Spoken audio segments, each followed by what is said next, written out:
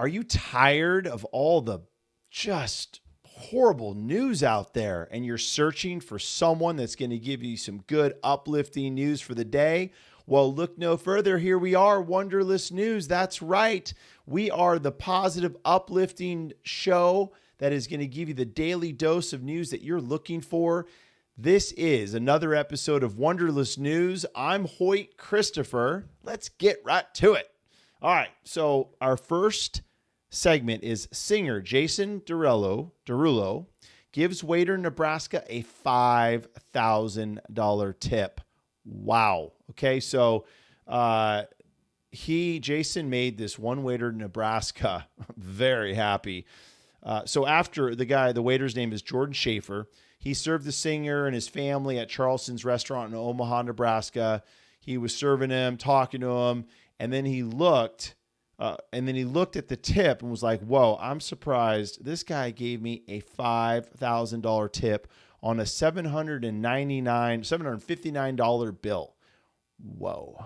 I mean, I used to wait tables, guys. I never got a tip like that. I got some big tips. I did. I had some generous people, but nothing like what Jason gave to this guy, Jordan Schaefer. So Jordan is stoked.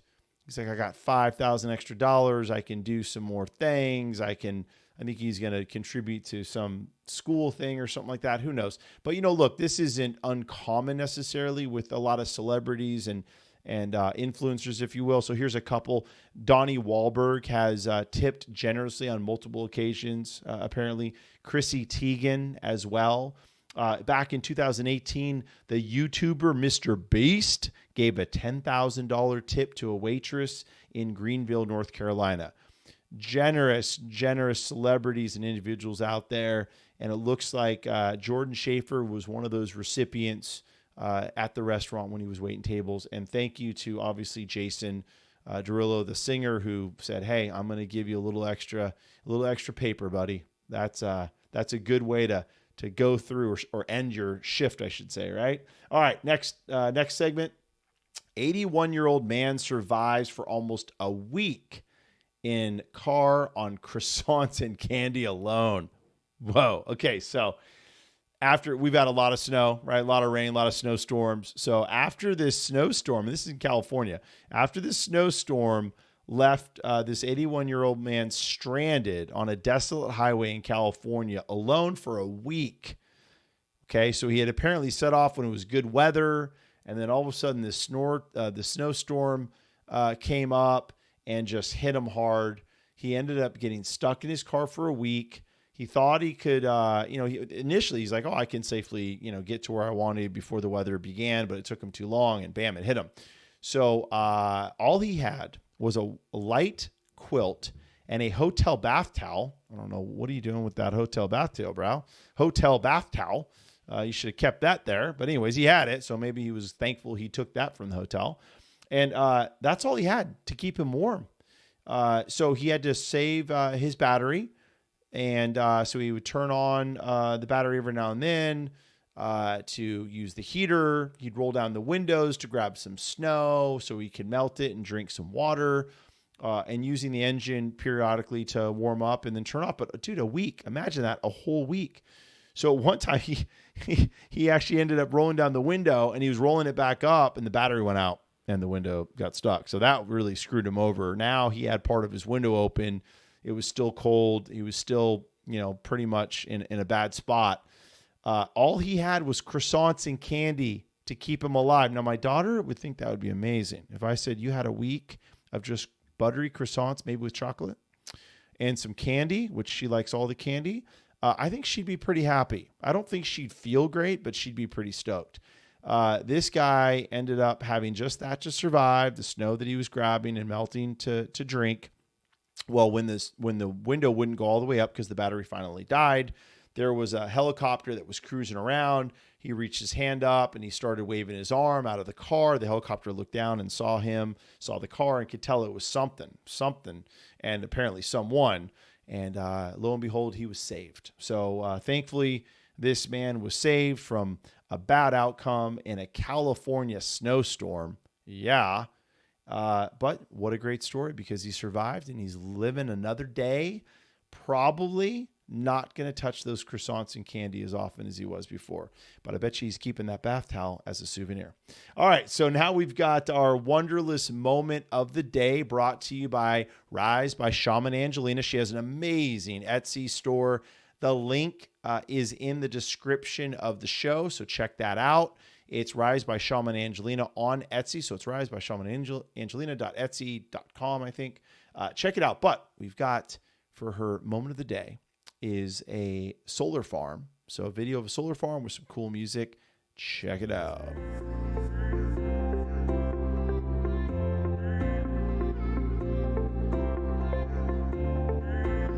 Oh, yeah. You know what? Look at that solar energy, that farm of this reflective, absorbent sun, electricity producing panels. I got to find something to make the moment for all of you watching this video podcast or watching our show on YouTube. So hopefully you enjoyed it. I love the music that went with that. I did choose that, so hopefully you did too. Thank you, Rise by Shaman Angelina. Remember, check out her store on Etsy. She's got amazing handmade, custom, one-of-a-kind jewelry. That's right. All right, so our next segment is a cat and rabbit team up to co-parent and feed their litters. I didn't even think this was possible. I thought that cats would attack rabbits or do something like that. Apparently not the case here. So a cat and rabbit, they teamed up to help and feed both of the litters. Okay, so, which is weird. They fed each other's babies. So the bunny, known as Amy, became an interspecies nanny more than 2 weeks ago after Chrissy, the cat. So Amy, the bunny, Chrissy, the cat, they both had litters around the same time. Now, the owner of these animals said, hey, I don't know if this is really safe. So they had a wildlife rescuer come and over to this farm. So it's a farm in Tobaccoville, North Carolina. It's a great name for a city. And attempted to separate the pair of bunnies and cats, but it ended up stressing them out, and they wouldn't feed their babies for the whole day. So that freaked them out. So they put them back. The animals were reunited. And once they got them back together, what happened was, Amy the bunny and Chrissy the cat, mommies, they would end up feeding each other's. I think one of them, I think it was the bunny, Chrissy was feeding the baby rabbits. So the bunny mom wasn't able to produce enough milk, so the cat mom was actually feeding the bunnies. Crazy story, but beautiful. Beautiful. And I bet they hang out now. I bet this is like one of those, probably cartoons that you would see with your kids and go, what an amazing story. But this is real life, folks. So that's awesome. Great story. Great that mommy bunny and mommy rabbit are hanging out. So now this brings us to our Wonderless thought of the day. So our Wonderless thought is just going to be really for me to say, can we all just get along? I mean, look, we got a cat and a bunny, mothers with litter, which mommies are very protective of their babies, whether they're a cat, a bunny, or a human. And here they are getting along. Here they are helping each other out in the animal kingdom. Why can't we just get along? I know that sounds weird and it's afraid. Just look, it doesn't matter what we look like. It doesn't matter what color our skin is, what religion we believe in, what we choose to identify as or who. It shouldn't matter. Look, you got a bunny and a rabbit helping each other out, saving each other's babies. Why can't we just help each other out? Why do we get so hung up on the color of our skins, where we're from, what religion, what God we believe in or what we don't? It just seems like nonsense to me. It seems like there's bigger problems in this world, and we could solve them a lot easier, a lot better, if we just kind of let it go every now and then, and we didn't get hung up on the stereotypes and the judgments and the physicality and the beliefs. Look, unless you're physically or verbally assaulting and harming someone, I don't care what you do. It just doesn't, there's bigger things to worry about. So I want to say it again. Can't we all just get along?